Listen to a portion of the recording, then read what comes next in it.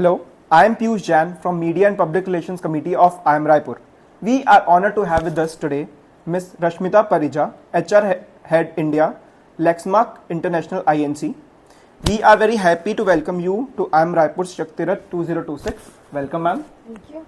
Ma'am, let's delve into questions. Sure. So, ma'am, your journey in human resources has led you to a leadership role at Lexmark. What inspired you to pursue HR as a career, and what key moments shaped your leadership journey? Thank you so much for this opportunity and asking me these questions. I think I would call myself as an accidental HR because when I qualified out of my MBA school maybe 20 plus years ago, I passed out both in finance and HR, but my career started with HR. That's what I would say. And it is because of the leaders that I had at that point of time. So I started my career with Infosys. And being taken up as an HR business partner at that point in time, I realized the difference that I could make with respect to actually bringing about a business change. While it is an HR activity for sure, but what is the business change that I was able to drive? And that is what inspired me to continue my career in HR. And having said that, I think my leadership journey has been shaped by many such leaders who have made it possible for me to be successful. So whether it was my first manager who, when I went off on a sabbatical for some time, he used to keep in touch with me all throughout. While I would feel that, oh my gosh, I'm going to miss out on this opportunity, he would keep in touch and make sure, no, you're not going to miss out on any opportunity. We're making sure that you're coming back because you're in a sabbatical. And that is what I bring back to my journey as well. So when I deal with my team members, I also bring it back that it is your journey. And if you want to take breaks, if you want to take pauses, that's absolutely fine. And if within the organization limits, if there is a possibility, we will make it work. And so that's the journey which I have myself faced, and I think I have taken it back to my teams as well. That's really wonderful, ma'am. So, ma'am, what changes do you think organizations and society still need to make to enable more women to step into leadership roles? All right. I think, again, a very relevant question. I think what I see, and when I see at, MB schools, I look at engineering colleges, I realize that probably at that point in time, there's a 40-60%, gender ratio that we see, which also comes back to enter into the workforce.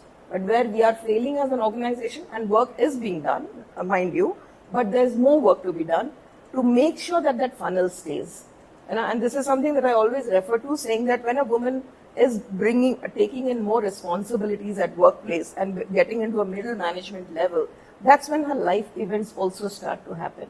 That's when organizations need to bring in policies, and which we are doing, which mind you that we are doing a lot more than what we used to do maybe 10, 15 years ago, that we bring in policies which make it much more easy for this woman to stay in job.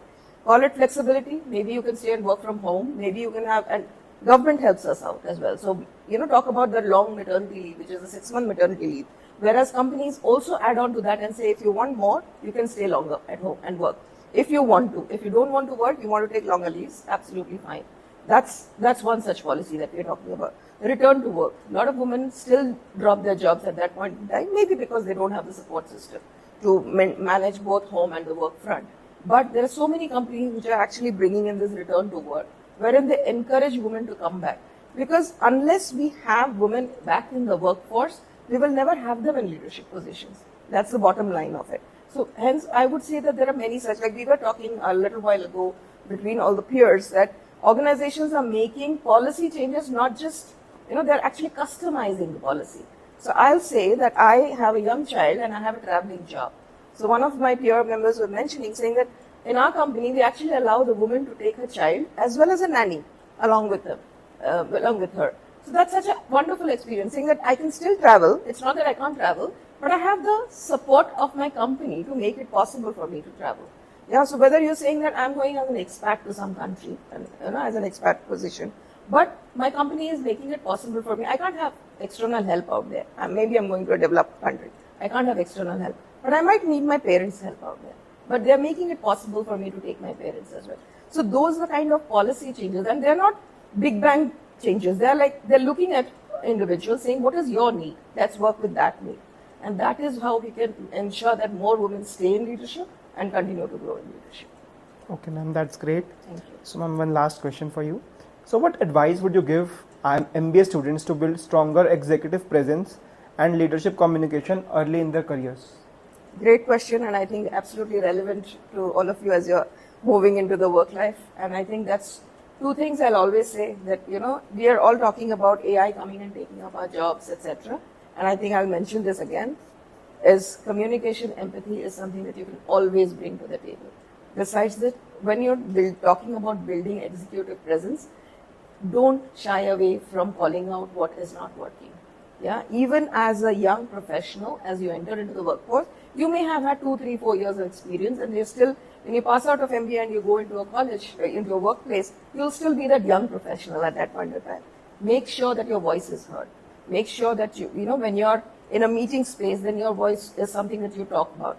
If you think that something is not working, it's absolutely okay in this current industry to call out and say, okay, let's see, there may be a better way to work. Yeah. Talking about, you know, executive presence. Also, the thing is network. Start networking like nobody's business from day one.